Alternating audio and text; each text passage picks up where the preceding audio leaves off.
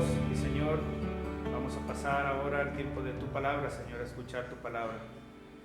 Rogamos, Señor, tu intervención, ruego para que nos ayudes, para que prepares nuestra mente y corazón, Señor, como un buen terreno para que tu palabra sea sembrada, Señor, y pueda dar fruto. Tu iglesia, Señor, pueda ser edificada, instruida, moldeada a tu imagen y semejanza, Señor. Ruego, Señor, que en este nuevo inicio de series de predicación expositiva de Primera de Pedro, tú puedas ayudarnos en todo el tiempo. Podamos ver la imagen de Cristo, el amor, el ánimo a perseverar en tu camino, el sustento en tiempos difíciles, la elección, Señor, por amor, por tu amor hacia tus escogidos, Señor, pueda verse en nosotros como un gozo, pueda desarrollarse un gozo, una gratitud en nuestras vidas por tan enorme bendición. Ruego, Señor, que me ayudes a mí, una persona débil, Señor, a compartir tu palabra y que solamente tú puedas ser glorificado en esta mañana. Solamente tú, Señor, y que solamente se hable tu palabra. Gracias, Señor, en el nombre de Jesús. Amén. Queridos hermanos, la verdad me siento bastante contento, bastante alegre después ya de un tiempo que tuvimos una serie de ¿Quién es Jesús?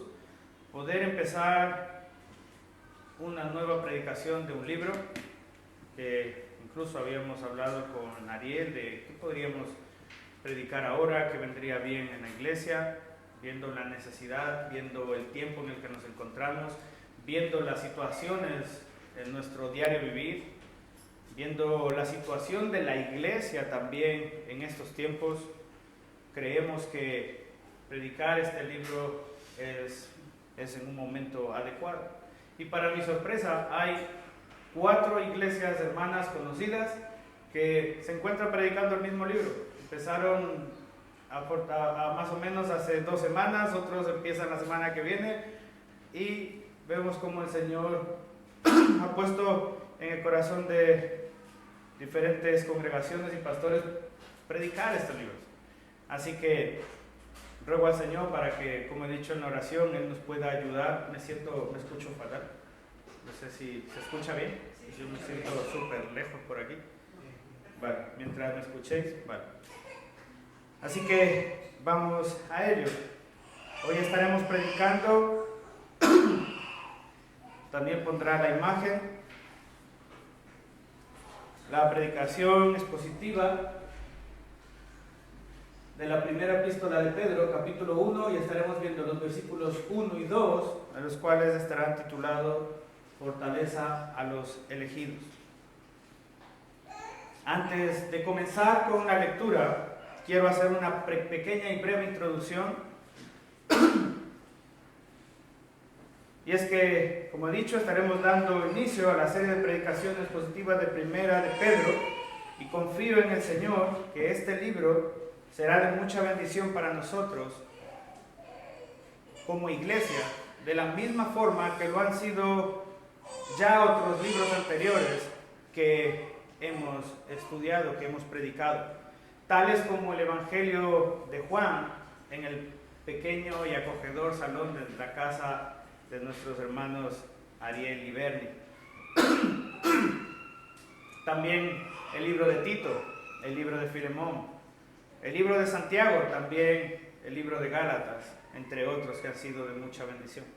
Y para poder llevar a cabo esta predicación de lo que el Señor habla a través de Pedro en esta carta, es necesario hacer una breve introducción.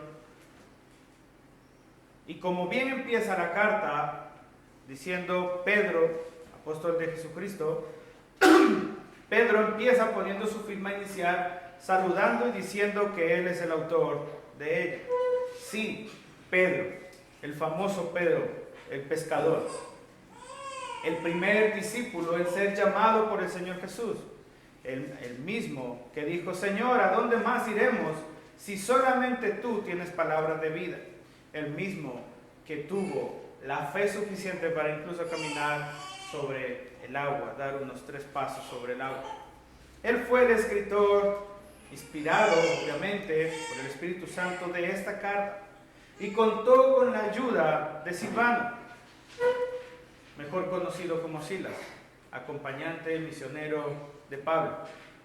Silvano, un hombre erudito, de letras, quien redactaría todo lo que Pedro le estaría dictando. Así como lo muestra en el capítulo 5, versículo 12. Si me ayudáis con los versículos, por favor. Capítulo 5, versículo 12, nos muestra allí: por conducto de Silvano, a quien tengo por hermano fiel, os he escrito brevemente. Vemos cómo es Silvano quien le ayuda. Pero esta carta tiene la autoría de Pedro.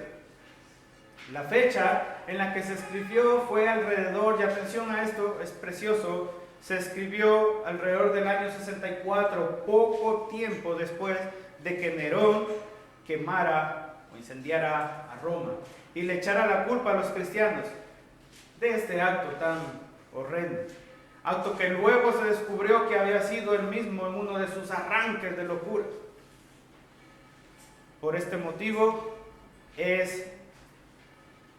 Pedro escribe desde Roma, a la cual le llama la Babilonia. En el capítulo 5, versículo 13, le llama a la iglesia que está en Babilonia, elegida juntamente con vosotros, refiriéndose a Roma como la Babilonia. Y a los creyentes cristianos, judíos y no judíos, que estaban dispersos por las ciudades que veremos a continuación en el primer versículo, que se encuentran regadas y esparcidas en el actual país de Turquía. Y el propósito de esta carta, entre muchos, es alentar a sus lectores a mantener, aún en medio de quebrantos y persecuciones, una conducta limpia, digna de quienes profesan la fe en Jesucristo. No solamente de palabrerías, de pantallas, sino de vivir una fe real, íntegra, digna. Y también la intención de esta carta era dar un soporte de una exhortación, ánimo y consuelo pastoral a estos hermanos en persecución, ayudándoles a entender que su patria no es de este mundo, sino que se encuentra en el reino de los cielos. Por esto dice en el capítulo 1, versículo 1, a los expatriados. Y por cuestiones de tiempo, no puedo hacer una introducción más amplia, pero si alguien quisiera saber más sobre esta carta, puede hablar conmigo al finalizar la reunión, que estaré gustoso de facilitarle apuntes y una introducción más amplia de esta epístola. Así que, sin más preámbulos, introducción, vamos a pasar a los primeros 2 versículos de esta carta. Y vemos cómo Pedro empieza saludando en estos 2 versículos y dirigiendo su saludo hacia hermanos dispersos. Y dice: Pedro, apóstol de Jesucristo, a los expatriados de la dispersión en el Ponto, Galacia, Capadocia, Asia y Bitinia, elegidos según la presciencia, no presencia, sino presciencia de Dios Padre en santificación del Espíritu, para obedecer y ser rociados con la sangre de Jesucristo. Gracia y paz os sean multiplicadas. Qué saludo tan hermoso. Ver cómo a los que estaban dispersos en algunas ciudades que él nombra en el actual país de Turquía, les dice: gracia y paz os sean multiplicadas. La carta empieza diciendo: Pedro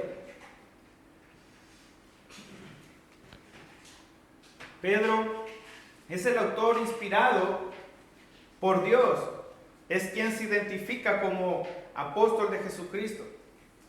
Es hermoso ver cómo su identidad está definida por el llamado del Señor a su vida, más que por su antigua profesión o identidad en la sociedad. Al igual que nosotros, antes de decir soy un pastor, debo decir soy cristiano, soy un hijo de Dios. Antes de decir soy un médico, nosotros deberíamos decir soy cristiano, soy hijo de Dios. Porque nuestra identidad no se define por una profesión, una posición social o dinero, económica o material, sino por la identidad de Cristo plasmada en nosotros. Y Pedro empieza diciendo, Pedro, apóstol de Jesucristo. En otros versículos del Nuevo Testamento, Mateo, por ejemplo, Mateo capítulo 10, 2 o Hechos 1, 13, no hace falta que los busquéis, simplemente los menciono, también identifican a este Pedro como un apóstol del Nuevo Testamento, y al ponerlo siempre a la cabeza de esa lista de los apóstoles, destacan que él era el líder de los 12 llamados por el Señor Jesús. Siempre mencionaban a Pedro y a Pedro lo mencionaban primero. Además de esto, él le escribe a los expatriados. Empieza diciendo a los expatriados. Una persona expatriada es aquella que vive fuera de su patria, posiblemente como nosotros, de nuestros países.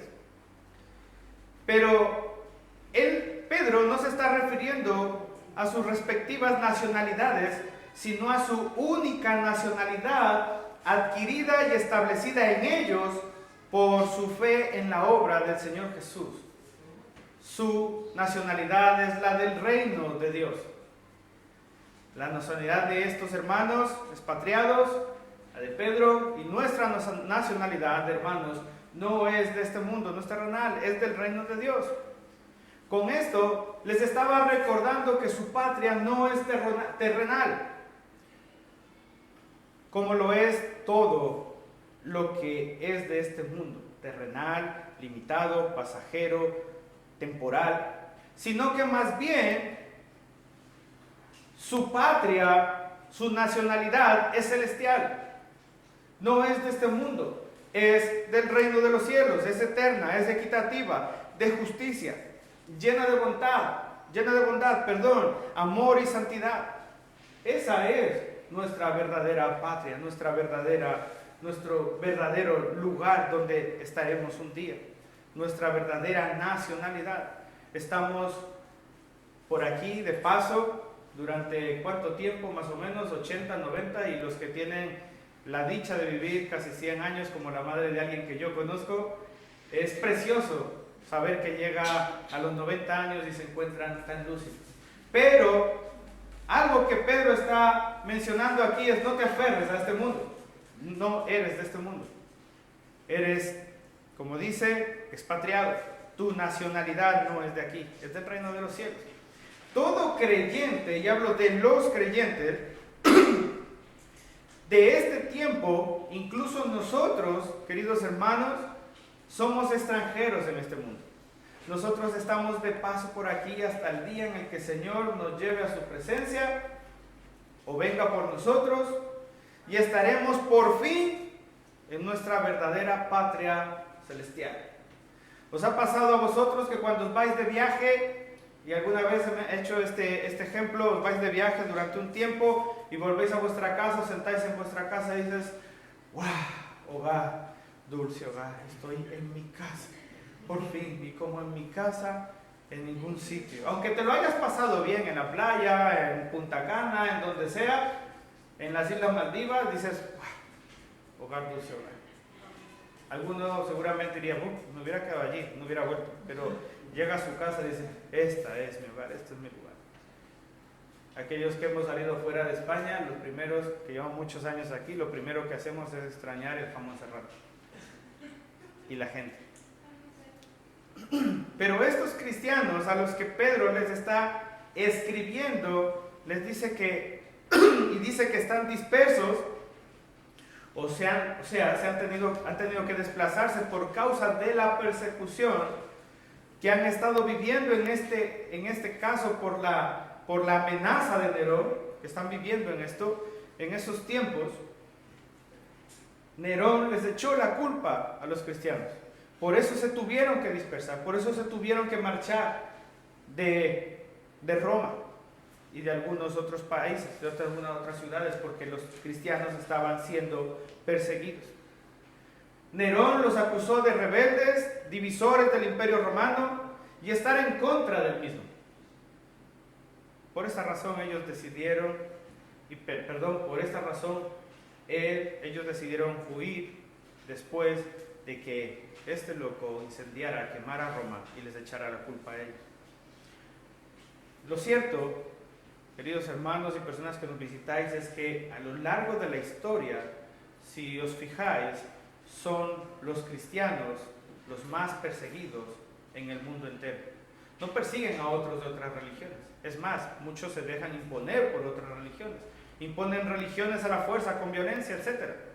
Pero los que asesinan, los que matan, los que queman vivos, los que entierran vivos, por ejemplo, como en un país querido de Nigeria, el mes pasado enterraron a 8 mujeres vivas por decir que eran cristianas y se bautizaron.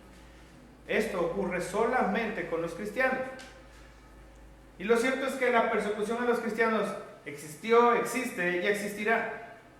Y la primera persecución que vemos a la iglesia cristiana queda reflejada en el libro de Hechos, capítulo 8, versículo 1. Hechos, capítulo 8, versículo 1. Los cristianos fueron desplazados porque los estaban asesinando, y uno de ellos era Saulo. Saulo estaba persiguiendo a la iglesia. Saulo, que después vería a Jesús y sería puesto a su servicio. Saulo sería converso, se convertiría y sería un servidor de Jesucristo, quien luego sería Pablo. Pero la iglesia estaba siendo perseguida y se desplazaron por Judea a Samaria. Pero esto ayudó a que se esparciera la palabra del Señor y se cumpliera la palabra del Señor misma, dicha en Hechos capítulo 1, versículo 8, donde dice: y me seréis testigos en toda Judea, Samaria y hasta los confines de la tierra. Queridos hermanos, por mucho que nos llegue a costar entender, es que toda persecución a la iglesia del Señor siempre ha terminado provocando un crecimiento en la fe de muchas personas. Muchos han conocido al Señor a causa de las persecuciones de los cristianos. Entonces las persecuciones siempre causan dos cosas: que los cristianos, atención, sufran, mueran, pasen hambre por creer en el Señor, por mantenerse fieles y leales a Él, y a la vez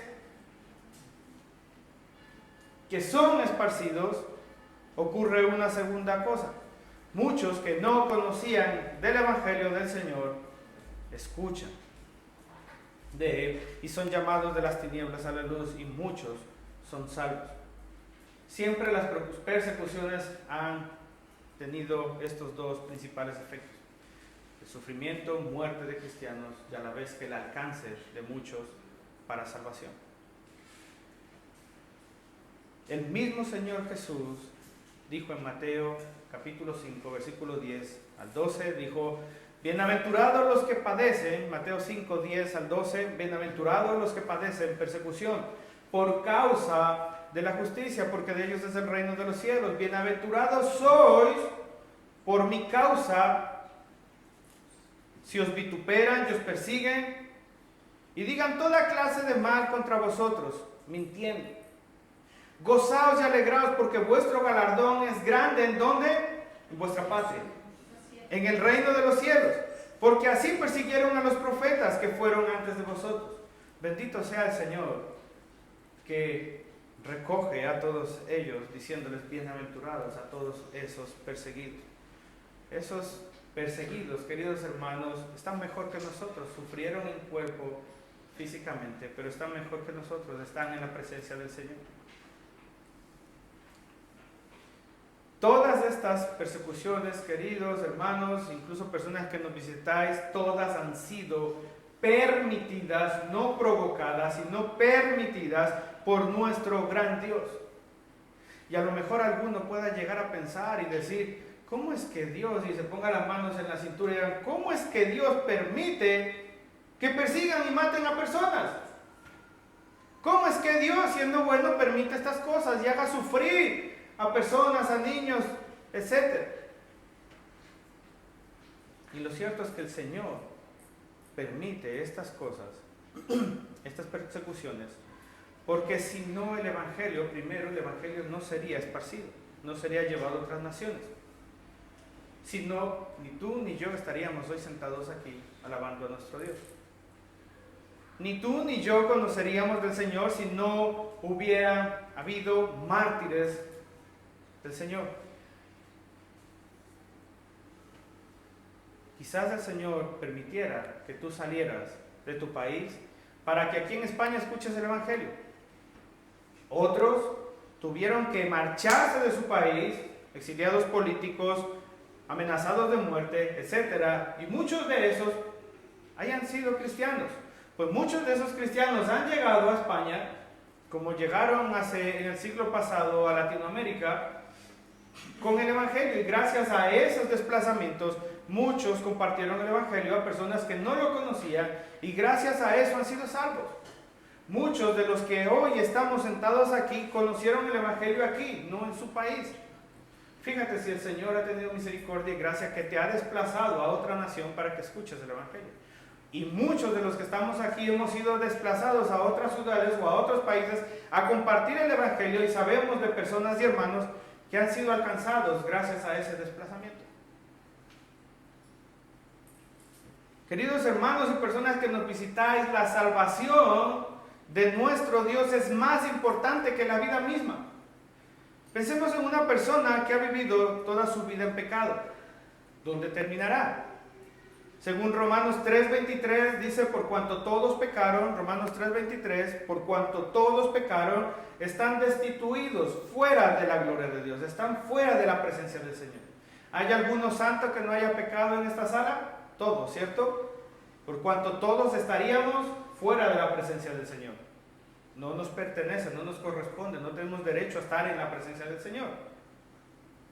Pero si un pecador escucha el Evangelio y entiende que es un pecador que ha ofendido con su pecado a Dios y se arrepiente, mira lo que dice Romanos 8:1. Romanos 8:1. Ahora pues, ninguna condenación hay para todos. No dice eso, ¿cierto? Romanos 8:1. Ninguna condenación hay para los que están en Cristo Jesús. Los que no andan conforme a la carne, o sea, conforme al pecado, siguen pecando, sino conforme al Espíritu. Hay una mala noticia, pero también hay una buena. Hay salvación en Cristo Jesús. Para Dios es más importante que tu alma se salve a que puedas vivir 80, 90 o 100 años llenos de salud y vida, y que a lo mejor tu final sea en el infierno, o tengas una condenación eterna por no haber recibido perdón por tus pecados. Solo Cristo puede perdonar nuestros pecados. Dios mismo permitió que los cristianos de ese tiempo fueran dispersados, al igual que lo son hoy. Esos cristianos, como dice el versículo 1 de Pedro que estamos viendo, fueron dispersados por Ponto, Galacia, Capadocia, Asia y Bitinia, para que el Evangelio fuera esparcido. Y Pedro les escribe a ellos diciéndoles, recordar que vosotros sois, y viene el segundo versículo, recordar que vosotros, es como si les estuviera diciendo, recordar que vosotros sois elegidos según la presciencia de Dios Padre en santificación del Espíritu para obedecer y ser rociados con la sangre de Jesucristo. Gracia y paz os sean multiplicados. Elegidos, queridos hermanos. Qué gran problema tiene esta palabra entre muchos cristianos. A veces el problema se da porque no conocemos en profundidad esto.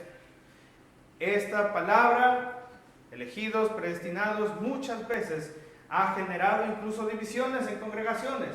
¿Por qué? Porque unos están a favor de una cosa y otros de otra. No, por su mala comprensión. Porque no hay una clara comprensión de esto. Queridos hermanos, he de reconocer que el primero que no creía en esto hace unos años era yo.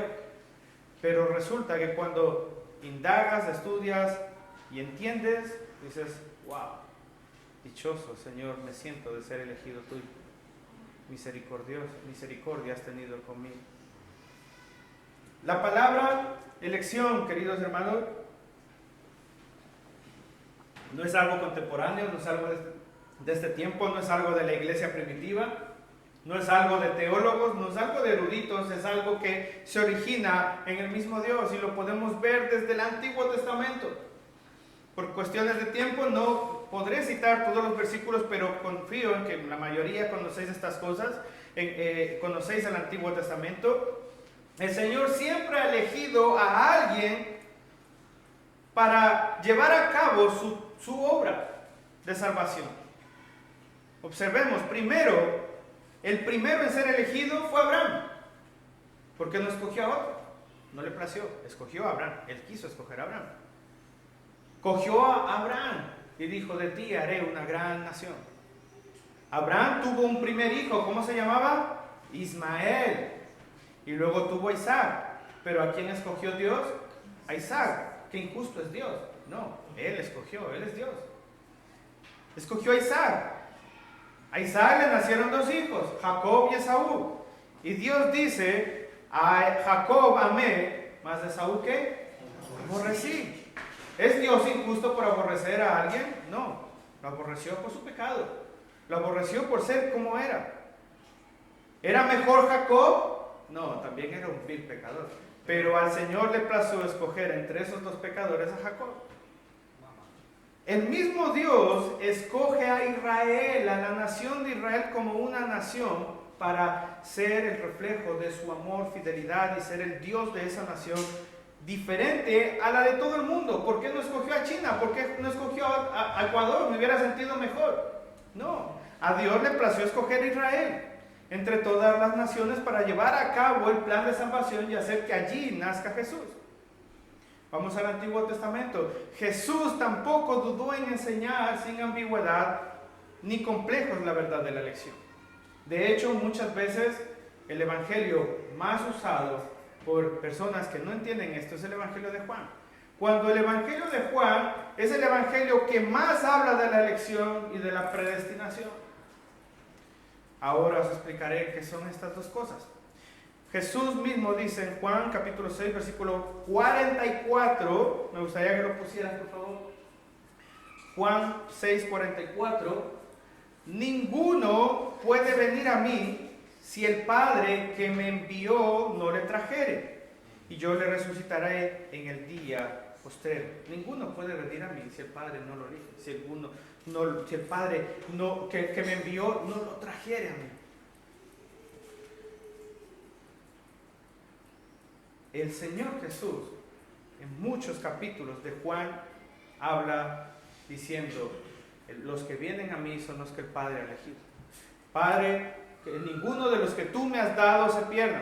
Padre, oro no por todo el mundo, sino por los que tú me diste.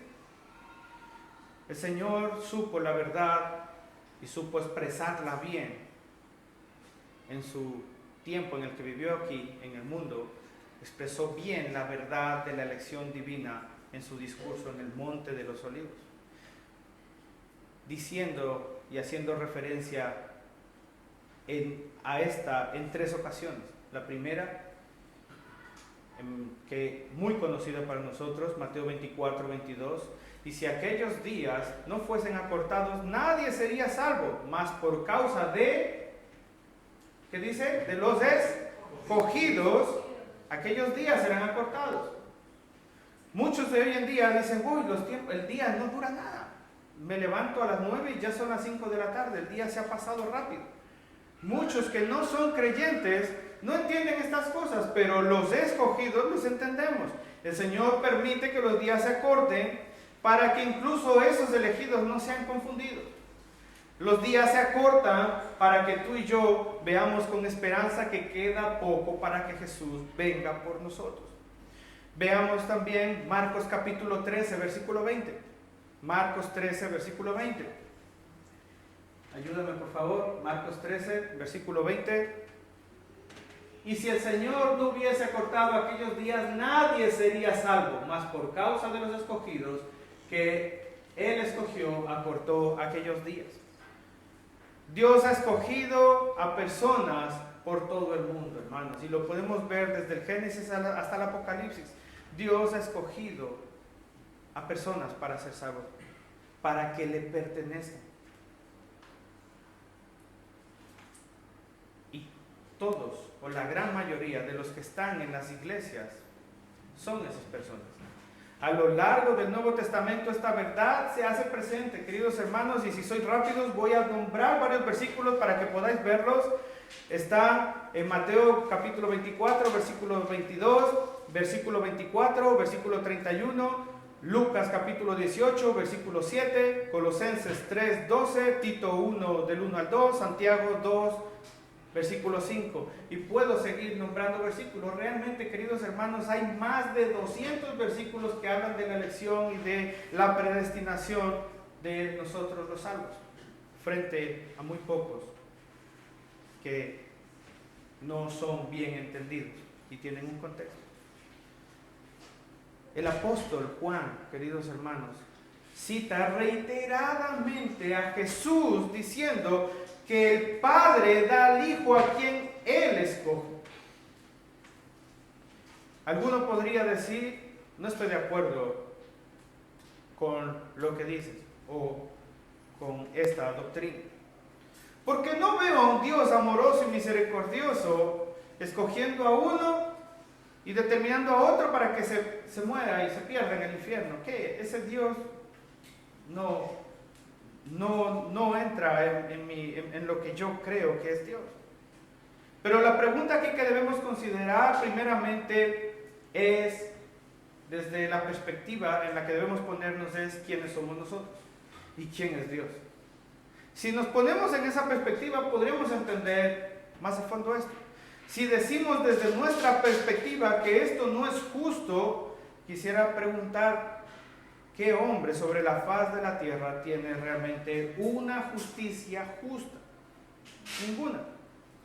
Todo juicio de cualquier ser humano celebrado puede ser estudiado, analizado, profundizado, y nos daríamos cuenta de que en algo se equivocaron. No hay un juicio justo por ningún juez, ningún ser humano en este mundo. Pero con Dios no pasa eso. Él no es hombre. Dios es Dios. Dios es justicia. No tiene justicia. Dios es justo. Dios es recto. Dios es santo. Dios es soberano. Y a lo mejor nos cuesta entender esto para poder comprender que Él elige a unos y a otros no.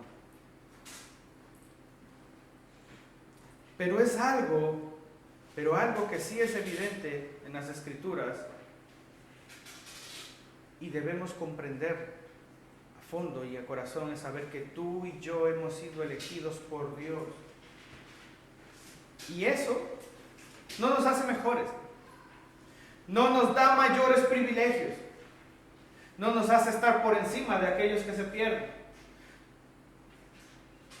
sino que nos hace sentirnos bendecidos, agradecidos por su misericordia, por su elección. Porque te eligió a ti, me eligió a mí. Y otra pregunta que nos podemos hacer es, esas personas que no han sido elegidas y se irán al infierno, que no han escuchado el Evangelio supuestamente, ¿se irán al infierno porque no han escuchado el Evangelio o por su pecado? Realmente en el infierno no hay ni habrá ningún bueno, ningún inocente, ningún santo, sino que todos los que estén en ese lugar terrible, espantoso, desde luego que sí, estarán allí por causa de su propio pecado y maldad, no porque Dios no los eligió.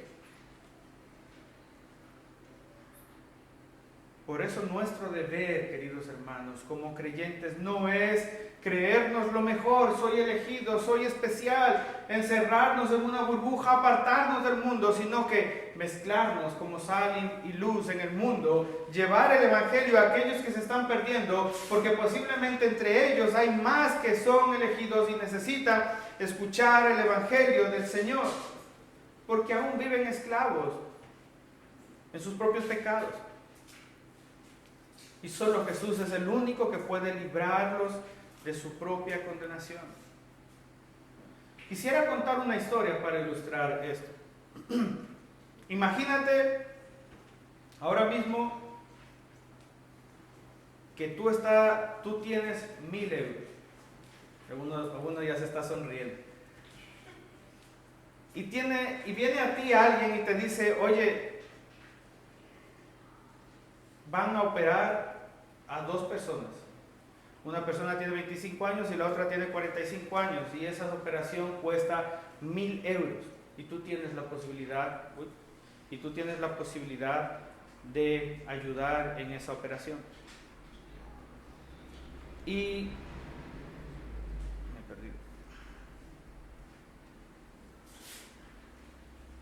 Darme un segundo, por favor.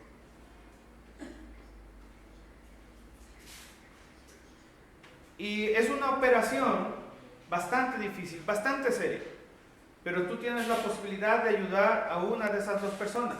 Uno tiene 25 años y el otro tiene 45. El de 25 años está donde está y le van a hacer esa operación porque es un vicioso, es un drogadicto y se encuentra en la situación en la que se encuentra por sus decisiones. Y el de 45 años es un hombre responsable, padre de familia, amoroso y necesita ser operado también como ese otro chico de 25 años para seguir haciéndose cargo de su familia. ¿A quién elegiríais vosotros? Solo podéis elegir a uno. Porque la operación cuesta 1,000 euros. Posiblemente el de 25 años se recupere de su situación y a lo mejor siguen en sus mismas andadas y vuestra inversión no habrá sido válida.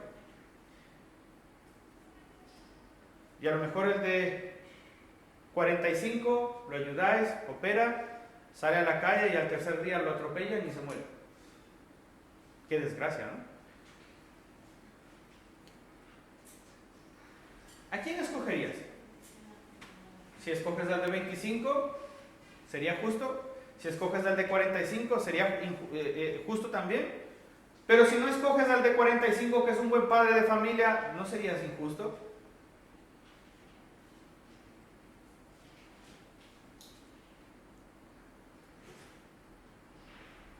O a lo mejor si escoges al de 25 años y a la hora de ser operado, cuando sale del quirófano y se entera de las cosas, se da cuenta que alguien ha tenido misericordia con él y cambia de parecer, cambia su actitud, cambia su vida. Y a lo mejor tiene una segunda oportunidad en su vida y cambia. ¿Alguien puede decirte a ti que eres injusto por salvar a uno y permitir que se muera otro? No. La decisión la has tomado tú. Tú has decidido a quién salvar. ¿O qué pasa con una familia que no puede tener hijos y decide adoptar y en vez de adoptar aquí en España se va a cualquier otro país del mundo pobre con escasos recursos y decide adoptar fuera del país y no adopta en España? ¿Alguien le puede decir que es injusto por no adoptar a un niño de España y adoptar a otro? No, está teniendo misericordia con quien quiere tener misericordia. ¿Y quién le podrá decir, oye, eres injusto porque adoptas una niña, no adoptas un niño? O viceversa. Aquí el caso no es quién recibe, sino quién da misericordia. Y de eso se trata la elección, queridos hermanos, es de quién tiene misericordia con el miserable, con el desfavorecido, con el pecador, con el necesitado. Y esto es lo mismo que ocurre con Dios. Él dijo, yo tendré misericordia de quien yo quiera tener misericordia. Éxodo capítulo 33, versículo 19. Éxodo 33, versículo 19. Yo haré pasar todo mi bien delante de tu rostro y proclamaré el nombre de Jehová delante de ti. Y tendré misericordia del que tendré misericordia y seré clemente para con el que seré clemente. ¿Alguien le puede decir a Dios, no has sido misericordioso con fulanito? No, ¿quiénes somos nosotros? Nosotros somos los receptores de misericordia, no los que ejercemos misericordia. Y el que tú y yo estemos aquí salvos no es porque hayamos sido buenos, hermanos. Tú has sido elegido y eres salvo no por haber sido bueno, ¿O es que no habían otros postores para la salvación? Y se te escogió a ti, se me escogió a mí.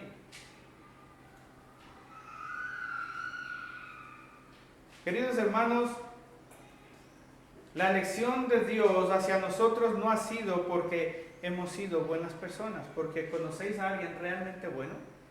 Según lo que dice Romanos 3:11 o dice Salmos capítulo 14, dice, no hay ni uno bueno, ni uno que busque a Dios. No hay ninguno bueno.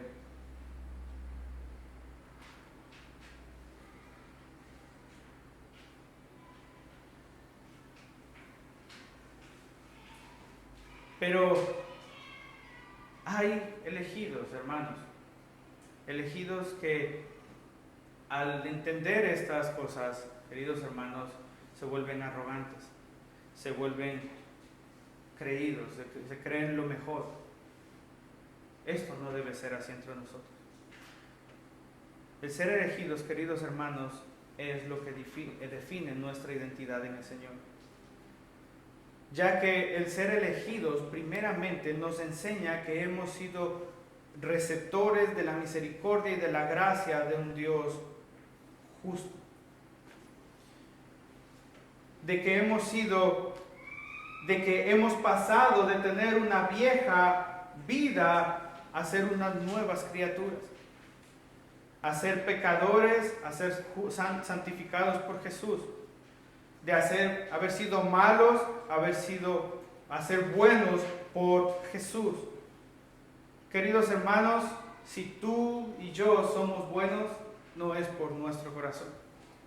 Es porque Jesús, el Señor, Dios, nos ha elegido. Y todo lo que Dios ha hecho en nuestras vidas es que nos permite ser como somos. Llamémonos buenos. Pero si vemos algo malo en nuestras vidas, eso no es Dios, eso somos nosotros. Es nuestra carne, es nuestros pecados, nuestra concupiscencia. Todo lo bueno que pueda salir de nosotros es Dios en nosotros. Todo lo malo que sale de nosotros es de nosotros. La elección, queridos hermanos, define nuestra identidad, define quiénes somos, define de quiénes éramos, define de dónde veníamos, define a dónde vamos, define quién soy hoy en día, en este siglo, en esta temporada, y cuál es mi deber. No nos elige el Señor para sentarnos en trono de oro y creernos señores y creernos mejores que los demás. La responsabilidad que tú y yo asumimos cuando somos elegidos por Dios es predicar y hablar de Jesús a todos aquellos que aún andan en tinieblas. Para eso también nos ha elegido el Señor. Nos ha elegido de en medio de la perdición para ponernos en salvación. ¿Alguien le podrá decir a Dios, eres injusto por salvarme a mí y permitir que se pierda otro? ¿Seríamos tan buenos para ponernos nosotros en el lugar del que va a perecer por la eternidad en el infierno? Ahí probaríamos nuestra justicia. Ahí probaríamos nuestra bondad. ¿Alguien de nosotros está dispuesto a morir y ser castigado por la eternidad en el lugar de otro? No. Solo Cristo se dio en la cruz para perdonarnos con sus vidas. Por eso alguien le podrá decir a Dios, eres injusto porque permites que otros se pierdan. No, se perderán, como he dicho, por causa de su pecado. O queridos padres, o abuelos, ¿alguien te puede decir que eres injusto porque amas más a tus hijos que a los hijos de un vecino? No. El corazón del Padre se ha inclinado hacia ti porque a ti te ha elegido para hacer misericordia. Queridos hermanos, la palabra elección o predestinación es según esta doctrina viene según la presciencia de Dios Padre, y aquí es donde quisiera poder explicarlo. Continúa diciendo el versículo, sois elegidos, a los elegidos según la presciencia de Dios Padre. La presciencia según esa comprensión, o el término más bien dicho, significa un conocimiento sobrenatural del futuro. Queridos hermanos, algo que debemos entender es lo siguiente, y hay tres cosas que nos pueden ayudar a darnos cuenta que la elección y la predestinación es bíblica, y tres cosas que nos ayudan a entender que la mala interpretación de estos textos siempre terminan dándole al ser humano el mérito de su salvación. La presencia de Dios es nada más y nada menos algo que Él conoce del futuro. Acordaos que Dios conoce el pasado, conoce el presente y conoce el futuro. Nosotros debemos cambiar nuestra forma de pensar. Este es nuestro tiempo. Dios no está en nuestro tiempo. Nosotros estamos en el tiempo de Dios. Dios conoce lo que ocurrió, lo que ocurre y lo que ocurrirá. Y en esa presencia de Dios, Dios ya te conocía desde antes de la fundación del mundo. Y Dios te eligió desde antes de la fundación del mundo. ¿Por qué? ¿Porque sabía que tú lo ibas a elegir? No. Simplemente porque Él sabía que tú necesitabas de Él y Él te haría misericordia contigo.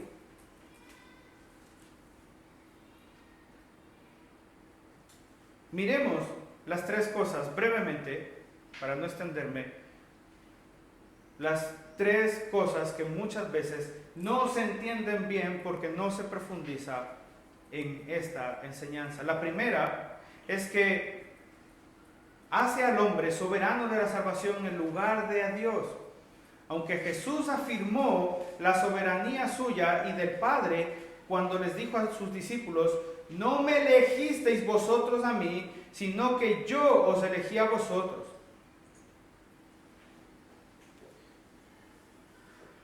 Él sabía, queridos hermanos, a quién haría misericordia, no quién lo elegiría. Hay muchos que piensan, Dios eligió a fulanito de tal, Él vio desde el pasado, vio que fulanito de tal lo iba a elegir y por esa razón lo escogió. Pues llegó el tiempo de fulanito de tal, le hablaron del Evangelio y como Dios sabía que lo iba a elegir, Él aceptó a Jesús. ¿El mérito de quién es? ¿De Dios que lo sabía o de Él que lo elige? El mérito termina siendo de quien lo elige, por lo cual esto sería una mala enseñanza de la elección y de la predestinación. La segunda, basándonos en esto mismo, hermanos, es que esta interpretación da al hombre un mérito excesivo por su propia salvación, lo que es contra la palabra de Dios dicha en Efesios 2, versículo 8, versículo 9. La salvación es por gracia. ¿Para qué? Para que nadie se gloríe, no por obras, para que nadie se gloríe. El hecho mismo de que tú y yo simplemente digamos, sí, acepto, ya es mérito mío.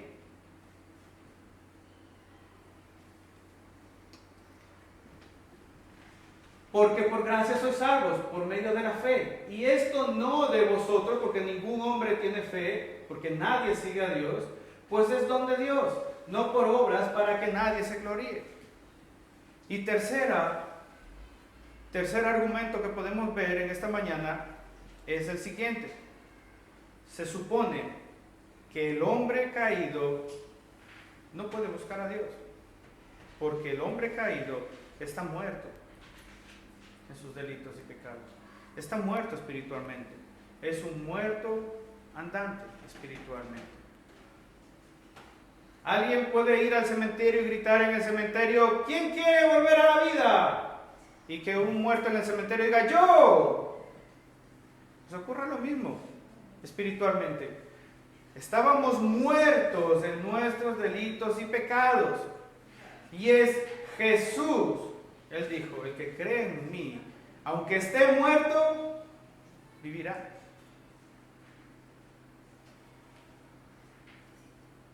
Queridos hermanos, ningún muerto puede decidir, opinar o elegir por su salvación. Porque si incluso el muerto decidiera decir, sí, yo elijo a Dios, el mérito sería del muerto. Y creerme, en el cielo todos estaríamos diciendo, yo estoy aquí porque decidí aceptar a Jesús. Yo estoy aquí porque yo decidí seguir a Jesús. Ni tú ni yo antes de escuchar el Evangelio habíamos tomado la decisión de seguir a Dios. Fue Él quien fue por nosotros, fue Él quien dejó el trono, fue Él quien vino aquí, fue Él el que permitió que hubieran tantas persecuciones y tú escucharas el Evangelio. Fue Él que permitió que hoy tú estuvieras aquí sentado. A lo mejor dices, yo vine porque quise. ¿Segura? ¿O seguro? Seguramente el Señor te está llamando de muerte a vida. Seguramente el Señor quiere hacer su obra en ti. Seguramente tú eres uno de sus elegidos. ¿Qué harás? El apóstol Juan define con exactitud la iniciativa salvadora de Dios con el siguiente versículo. En esto consiste el amor. Primera de Juan 4:10, Primera de Juan 4:10. En esto consiste el amor. No en que nosotros hayamos amado a Dios, sino que Él nos amó a nosotros, ¿qué? Y envió a su Hijo en propiciación por nuestros pecados. ¿Quién nos amó primero? Dios. Romanos 5:8. En esto conocemos, en esto consiste el amor. Vale, ese es otro versículo, está bien. Mas Dios muestra su amor con nosotros, en que siendo aún pecadores, Cristo murió por nosotros. Y otro texto que dice, lo amamos porque Él nos amó primero. Queridos hermanos, Él nos eligió, Él nos predestinó, Él nos redimió, Él nos salvó, Él nos justificó, Él nos limpió, Él nos santificó, Él nos glorificará, Él nos salvará, Él nos meterá en el cielo y con Él viviremos por siempre y para siempre. ¿En dónde está nuestra gloria? En ningún lado. Sea Él la gloria por siempre y para siempre, como dice Romanos. Amén. Amén. Solamente a Él sea la gloria, queridos hermanos, no a nosotros. Nosotros nos estábamos hundiendo en medio del mar y fue Jesús quien nos sacó de él.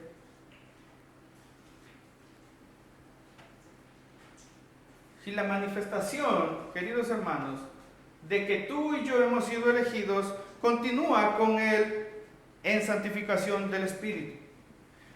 Queridos hermanos, aquellos, que el versículo 2 de Primera de Pedro dice, continúa diciendo, elegidos según la presencia de Dios Padre en santificación del Espíritu. Aquellos que han sido elegidos, queridos hermanos, hoy en día están siendo santificados por el mismo Dios. Aquellos que antes vivían en pecados, antes se deleitaban en el pecado, ya no lo son. ¿Por qué? Porque han entendido que han sido elegidos por Dios y es el Espíritu Santo quien los está santificando hasta la segunda venida de Cristo o hasta que sean llevados a su presencia. ¿Queréis ver realmente a un cristiano, a un verdadero cristiano? Mirar si vive una verdadera vida de arrepentimiento y si se santifica. ¿No os ha pasado que a lo largo de nuestra vida hemos conocido a muchos que se dicen ser cristianos y cuando de repente nos damos cuenta que son cristianos son hipócritas, son un cromo repetido, son falsos? ¿Por qué? Porque no se han santificado. Porque no han tenido en cuenta la palabra del Señor que los ayuda a santificarse. Porque no han dejado que Dios trabaje en sus corazones, o posiblemente porque ni siquiera sean cristianos. ¿Queréis ver y conocer a un cristiano? Mirar si realmente se santifica, si vive una vida de verdad. Y esto no se traduce a perfección. El cristiano no es perfecto. El único perfecto es nuestro Señor Jesucristo. El cristiano es un pecador que reconoce que es pecador, es imperfecto y necesita seguir siendo santificado y transformado por la palabra de nuestro Dios. La santificación del Espíritu, hermanos, es una manifestación desde lo más profundo de nuestro ser y es reflejada a todos aquellos que nos rodean. ¿Quieres saber cuánto amor tiene un hermano? Mira si ama como Jesús. ¿Quieres saber si un cristiano realmente es misericordioso? Mira si tiene misericordia como Jesús, si perdona como Jesús, si habla y tiene paciencia como Jesús, y te darás cuenta de que es el Señor quien lo está santificando por medio de su Espíritu. Y queridos hermanos, esto no se queda aquí. Hemos sido elegidos, santificados para algo, para obedecer. ¿Obedecer qué? Obedecer la palabra del Señor. Aquellos cristianos que han sido escogidos, elegidos, santificados, aman, anhelan obedecer las palabras de nuestro Señor. Anhelan obedecer la palabra del Evangelio. Queridos hermanos, en algún momento a lo largo de nuestra vida, cuando hemos obedecido a nuestros padres y nuestros padres nos dan 2 palmaditas, nos han dicho: me has hecho caso, fenomenal. No hemos sentido un alivio en nuestro corazón, una alegría, un gozo de decir: wow, mi padre me ha felicitado porque le he hecho caso, le he obedecido. Nos hemos sentido súper bien, ¿cierto? ¿Quiénes han sido los que más beneficios han recibido de esa obediencia? ¿Nosotros o nuestros padres? Nosotros. Porque nuestros padres nos han aconsejado y nos han dado instrucciones para que hagamos algo que nos van a beneficiar a nosotros, no a ellos. Pero cuando nuestros hijos obedecen, esas personas que ven cómo son nuestros hijos, nos terminan diciendo: oye, ¿tienes bien criado a tus hijos? Lo traduzco. Aquellos cristianos que obedecen la palabra del Señor, la gente que no es cristiana los mira y dice: wow, eres un buen hombre, eres una buena mujer, no soy yo, es Cristo en mí. Y ellos, sin darse cuenta, están glorificando al Padre que ha hecho la obra en mí. Solamente a Él sea la gloria, no a nosotros. Hemos sido escogidos, apartados, santificados para obedecer y ser rociados por la sangre de Jesucristo. Esto es simplemente una analogía de lo que ocurría en el Antiguo Testamento, cuando los sacerdotes cogían a la víctima, sacrificaban al animal y con la sangre rociaban a aquellos que debían ser expiados por los pecados. Todos nosotros, los creyentes en Cristo Jesús, hemos sido rociados por la sangre de Cristo. Y solamente a ellos se han elegido. El mundo llama hijos de Dios a todo aquel que habita en el mundo. Pero lo que realmente en el mundo hay son 2 tipos. Hay creación y hay hijos de Dios. Y no es lo mismo ser creación de Dios que ser hijo de Dios. El Hijo ha sido elegido, el Hijo ha sido rociado, el Hijo ha sido santificado, el Hijo ha sido transformado, el Hijo ha sido creado a imagen y semejanza del Padre.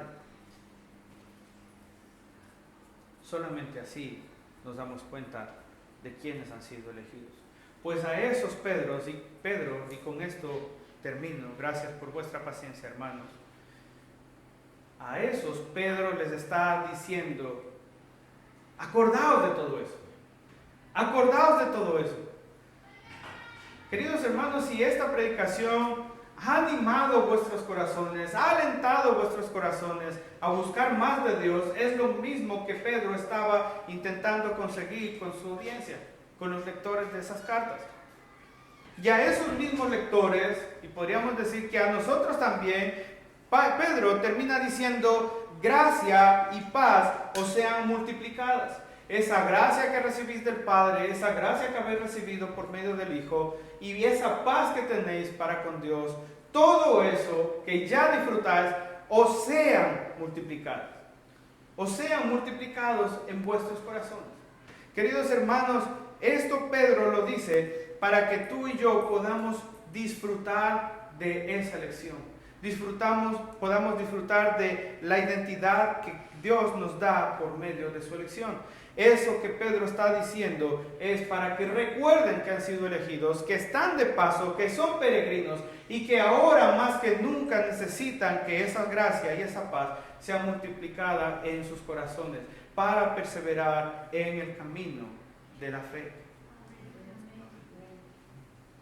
Queridos hermanos, por último, para terminar, la doctrina de la elección es un poderoso incentivo para una vida santa.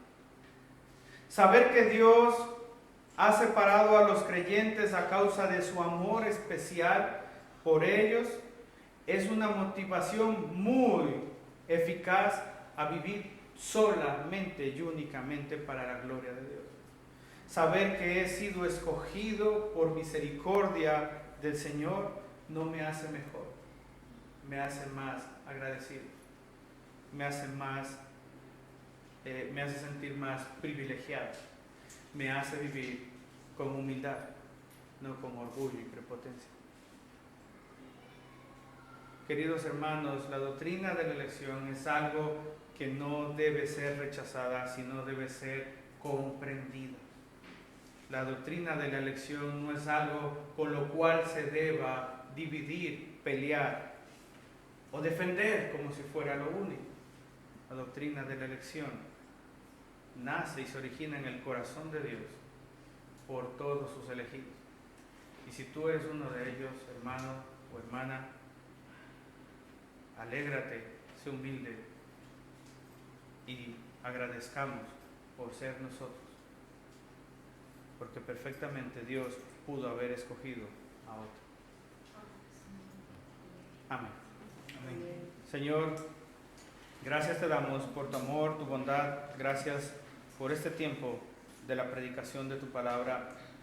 Gracias, Señor, por la paciencia y la disposición de cada uno de mis hermanos y las personas que nos visitan. Señor, gracias por ayudarnos a entender que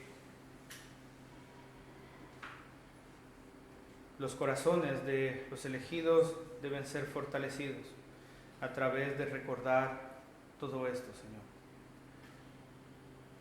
Gracias por ayudarnos a empezar esta predicación expositiva de la epístola de Pedro. Señor, ruego a ti, Padre, para que podamos seguir perseverando en ella, para que traiga claridad a nuestro entendimiento, amor, humildad y gratitud a todas las bondades que veremos en ella, Señor. Que tu palabra, Señor, en vez de dividir, una más tu cuerpo, edifique más tu cuerpo y nos haga sentir gozosos y privilegiados de ser receptores de tu misericordia. Gracias, Señor, por ser justo, por ser bueno, misericordioso. Señor, gracias te damos en el nombre de Jesús. Amén.